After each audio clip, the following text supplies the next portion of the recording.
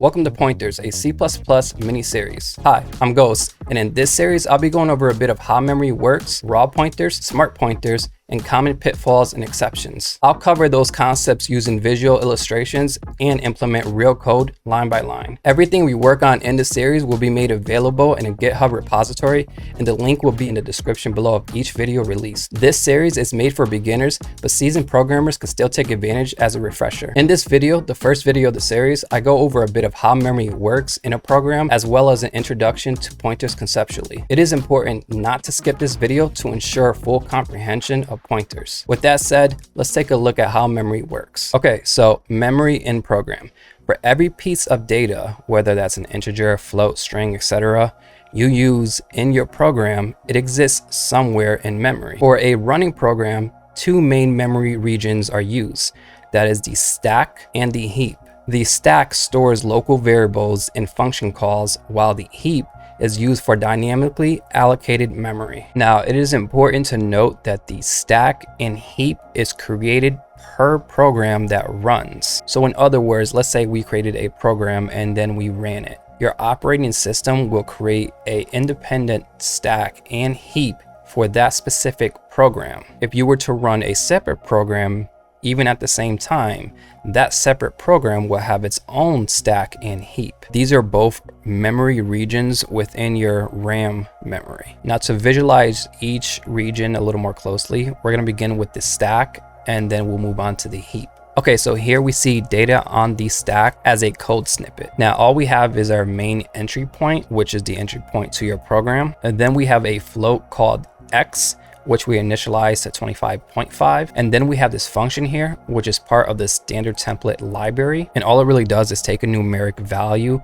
and run the math function for ceiling, meaning that like 25.5 will become 26. So we have the function here, and then the return will of course be an integer because that is going to be 26. Finally, we have the return to the main function, which will just terminate the program. Now this variable, along with the function call, the result of type integer, and this return here all goes into the stack. To expand this out, I created this illustration, and the first thing that we're going to cover is how a stack is structured. So it is structured as a last in, first out, and you can think of it as this stack of plates here. So whatever you place first will be the last one out, and whatever you place last will be the first one out. You may sometimes see it like this, philo, which is first in, last out, but either way, that is the structure. Okay, so the next thing that you see over here is our code snippet. Now, focusing on the very first variable here, the float, what is happening is that this is being pushed into the stack, in this case first, which will be the last out. So that's pretty simple enough, but what happens with this function call? Well, that is what you see here. Now, this may look a little scary, but let's go over it slowly. So we are now at this point here, the function call. Our variable x was already placed into the stack, so now that's graded out. We are now here. When you do it functions, it's a little bit different because of course they have their own bodies and set of instructions. So what happens is that it creates a temporary stack called a frame. So that is what we're pushing into the stack next. Now this portion right here represents a zoomed in version of what is actually here. This isn't a separate stack. This is the temporary stack that is placed inside the main stack right here. And as I stated, a function has its own set of instructions, but the very first instruction that gets placed into the stack is the return address. Now this return address is the address at this point in the stack because we need to know where to go back to once we are done with this temporary stack. Now I didn't go over addresses,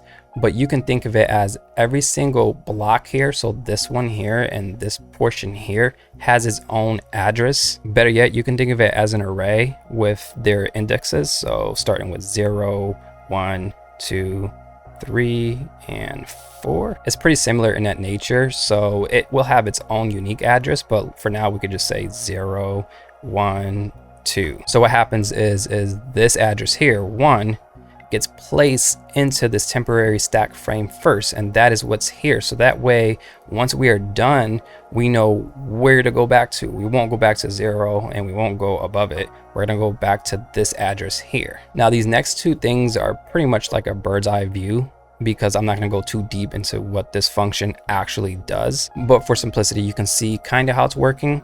So remember, this function does accept an argument, and that's what we pass in, the X variable that we have here. So that is what goes next into our stack, and that's what you see here. Now this underscore XX is technically the name of this parameter when you expand this function out. So I just placed it here like that. But that is our 25.5, which remember, that's what we initialized this X variable to. Now the next thing that gets pushed into this stack is this result here, which is going to be the 25, which is the ceiling of 25.5, or sorry, 26, not 25. Now, once again, for simplicity, I just put it here like this, but it does make a function call to some other function, I believe, behind the scenes. But in essence, eventually what happens is that the 26 gets saved in this temporary object result, which will then get passed once we start popping things out from the stack and return back to the main stack here. And you'll see that next. Now you see this temporary stack is disappearing, and everything that was on top of the stack has been popped out. And the last thing that we're going to pop is this return address, which goes to here. Now remember, at this point in the main stack, we had this function call, but that gets replaced with what was returned from this function here, which is the temporary stack. And if you look at our code snippet right here, the integer result, that is what we see right here in the stack. Now, just to demonstrate the final thing that gets placed into the stack, I do have the code snippet right here for the return portion. So as you see, we come up here, the return 0 gets placed into the stack. Now the return 0, all that does is return back to your operating system. So at this point, your operating system knows that the program is finished. We are no longer going to place anything else in the stack. So that will begin to pop things out of the stack, starting with this return 0, which will go back to your operating system, and then continue to remove everything else from the stack, eventually freeing this memory completely out of your RAM. I hope you're sticking with me. If you have any questions, please leave them in the comments below. But now that we have stack covered, let's move on to the heap region. Okay, so here we are with another code snippet. This is data on the heap. Now, if you are already familiar with pointers and dynamically allocating memory, then this may look familiar to you. But if you're brand new, don't worry. We're gonna go over this in depth in the next video when we begin implementing code. But to give you a quick rundown, we have our float again, but as you notice, we have this asterisk here. This makes it a pointer, or I should say a pointer variable.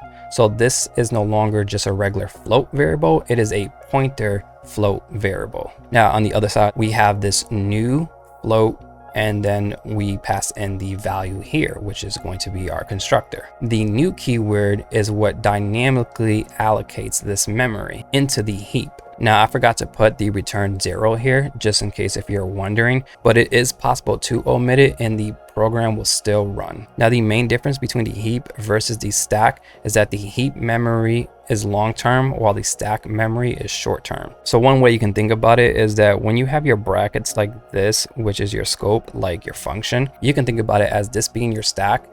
And once you reach this endpoint of the scope, everything that you created inside of that scope will no longer exist. That is because it is removed from the stack. Now, where the heap is different is that this memory will continue to exist even once you reach the end of the scope. Now, for clarity, in this particular case, since this end of the scope is the end of the entire program, it will no longer exist because it gets cleaned up by the operating system. But if you were to visualize this function as not being the main function, and let's say being some other random function called my function, once we reach this portion here, this memory will continue to exist. But don't worry, I'll go over that more in depth. Okay, so moving on to the illustration. Now, the first thing that you might notice immediately is that we are still using our stack. And you may be confused because I thought we were dealing with heap. But you got to remember, if you look over to our code snippet here, this right here is a stack.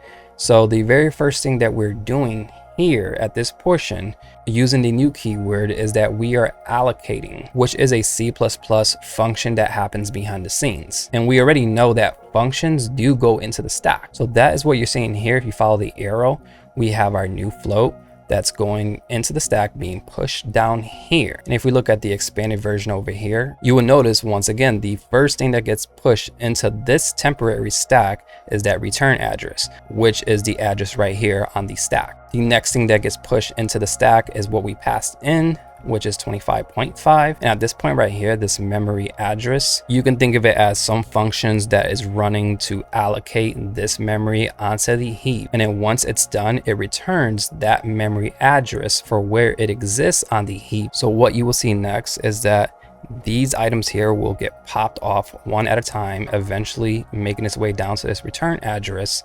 And using this memory address, which is part of the return type for this new keyword, will get sent back in place of here, which will then go to this float pointer variable, and that will exist right here. So we pop this one here, pop this one here, reach this point here to return, which is here. And now according to the code snippet, we're at this point right here, which is the float pointer variable called X. This replaces that function call that was at this address in the stack with that pointer variable here and the value returned from this allocation function here, which is set to our pointer here. And then lastly, we have our return back to the OS here. Okay, so that's cool, but we didn't really get to look at heap. Well, we'll do that next. Okay, so looking at this illustration, we can clearly see that we have our stack region that will exist for this program, as well as our heap region, which also exists. So this X variable here, which is our float pointer, holds that address, and hence the name, it is pointing to that address which is on the heap. So you can think about the heap looking something like this. Each piece of memory has an address and it looks something like this. This is a pretend address, but it looks something similar to this. This is the value that is being stored in this X variable right here. That way we can easily access this piece of memory by using this pointer. So to recap this whole memory thing, for each program that exists, there'll be a stack region in memory as well as a heap region in memory. Now, of course, there's other regions, but those don't matter for what we are doing. Our main focus is this stack region and this heap region. The stack stores temporary memory, while the heap stores long-term memory. Next, we're going to take a deeper dive into pointers. Okay, if you're still with me, thanks for watching so far. Consider hitting that like button and subscribe if you haven't already, because this series is just the beginning. And if you have any questions before we move on to pointers about memory, make sure to leave it in the comments below. But if you're all set, let's continue. Okay, so what is a pointer?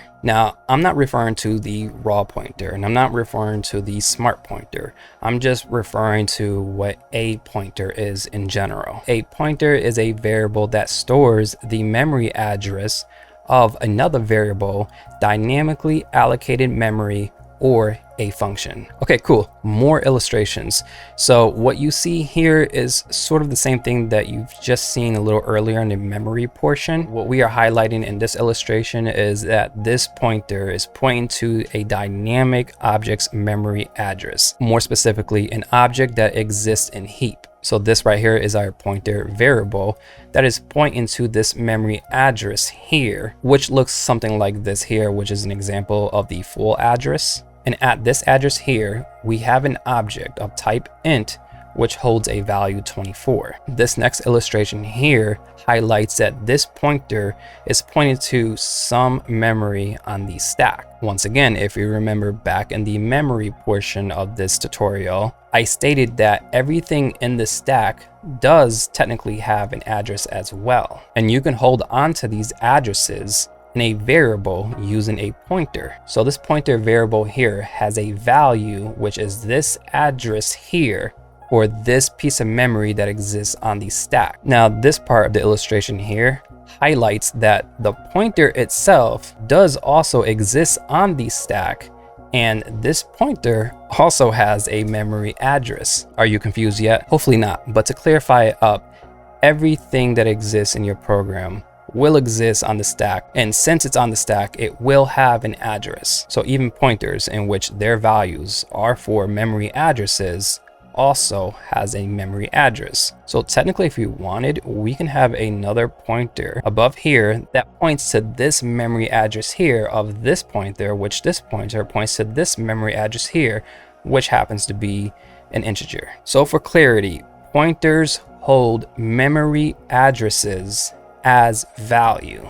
Once again, if anything is confusing, please leave it in the comments. Okay, so to get a little bit more specific, we're going to refer to raw pointers. Now, a raw pointer looks like this. It will be whatever type that you are using, in this case, float, with an asterisk. This declares a raw pointer. Now, raw pointers do not have automatic memory management and require explicit handling. Now, this refers to allocating on the heap as opposed to the stack. And that is what you see right here. Because remember, anything on the stack that did not use this new keyword will automatically get removed once we exit that scope. But by using this new keyword, we are referring to the heap.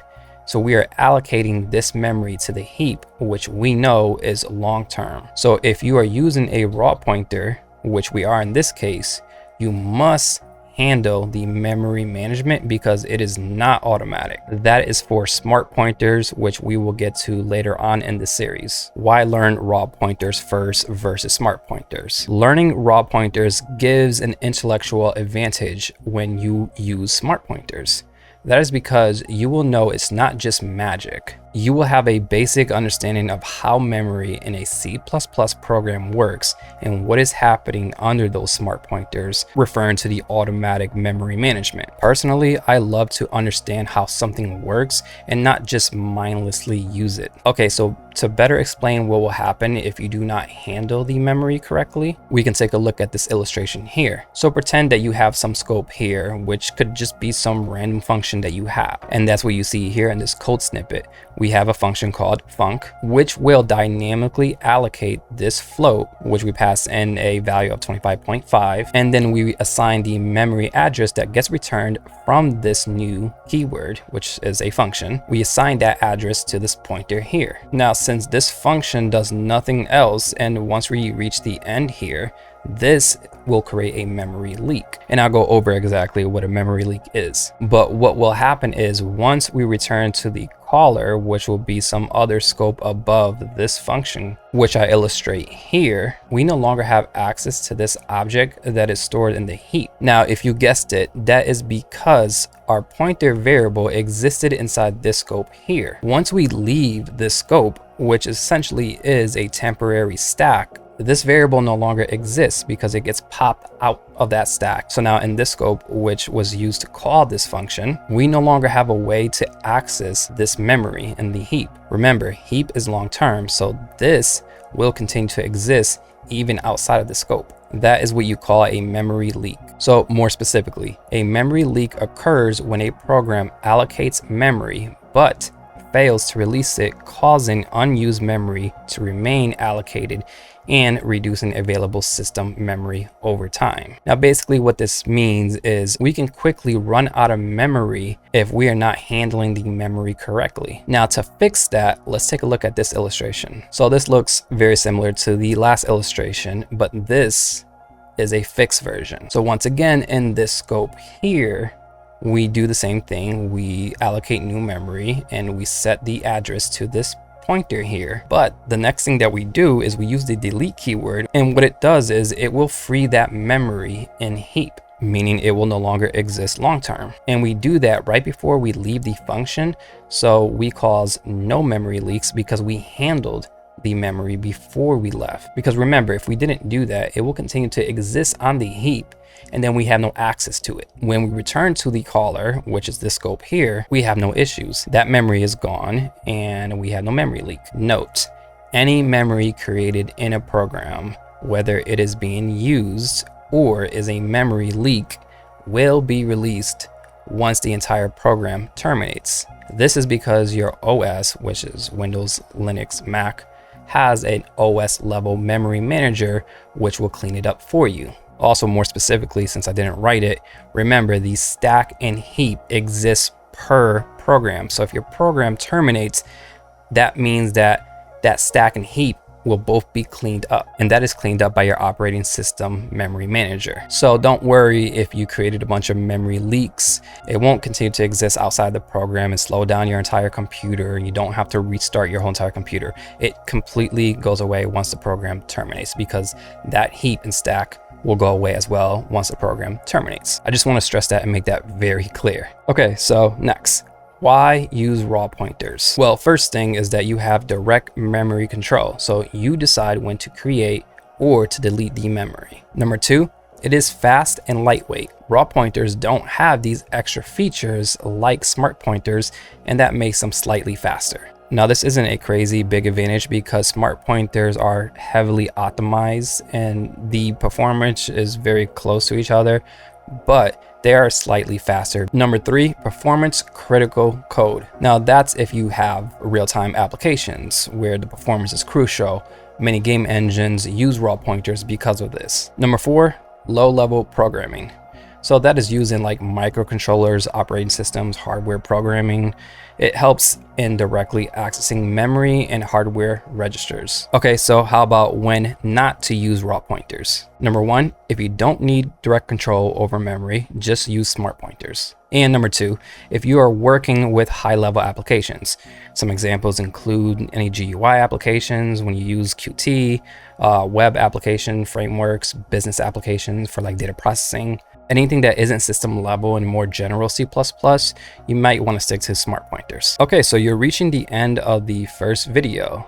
So you might be wondering, what is next? Well, in the next video, we'll go over the basics of raw pointers with some implementation examples. After that video, we'll continue on to common pitfalls and exceptions, which goes over the correct way of dealing with pointers to avoid issues like memory leaks and more. After that, it will be a good segue to go over the resource acquisition is initialization, which that may be confusing if you never heard that before.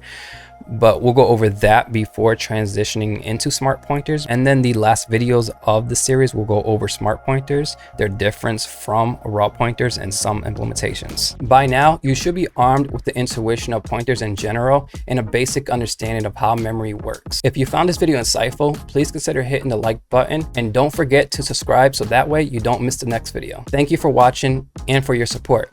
I'll see you in the next one.